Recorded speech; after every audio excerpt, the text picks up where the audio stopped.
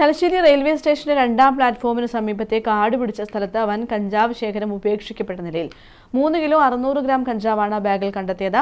തലശ്ശേരി RPFും കൂത്തുപറമ്പ് എക്സൈസും സംയുക്തമായാണ് പരിശോധന നടത്തിയത്. രഹസ്യവിവരത്തെ തുടർന്ന് തലശ്ശേരി RPFും കൂത്തുപറമ്പ് എക്സൈസും സംയുക്തമായി റെയിൽവേ സ്റ്റേഷൻ സമീപം നടത്തിയ തിരച്ചിലാണ് 3 കിലോ 600 ഗ്രാം വരുന്ന ഉണക്ക കഞ്ചാവ് കുറ്റിക്കാട്ടിൽ ഉപേക്ഷിക്കപ്പെട്ട നിലയിൽ കണ്ടെത്തിയത്.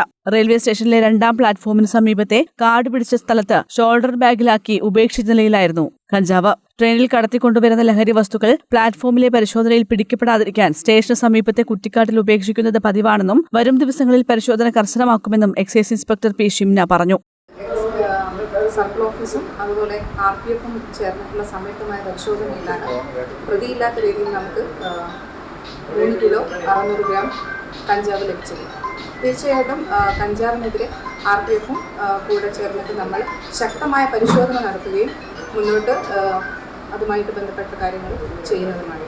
അപ്പം തീർച്ചയായിട്ടും പറയാനുള്ളതെന്ന് വെച്ചാൽ ഏതെങ്കിലും തരത്തിൽ കഞ്ചാവുമായി ബന്ധപ്പെട്ടുള്ള എന്തെങ്കിലും തരത്തിലുള്ള ഇൻഫർമേഷൻ കിട്ടുകയാണെങ്കിൽ തീർച്ചയായിട്ടും എക്സൈസിനെ അറിയിക്കണമെന്ന് ഞങ്ങൾ അഭ്യർത്ഥിക്കുന്നു. എക്സൈസ് ഉദ്യോഗസ്ഥരായ CP Shaji, Satheesh Vilakkottoor, RPF inspector KM Sunilkumar എന്നിവർ റെയ്ഡിൽ പങ്കെടുത്തു. News bureau, Thalassery.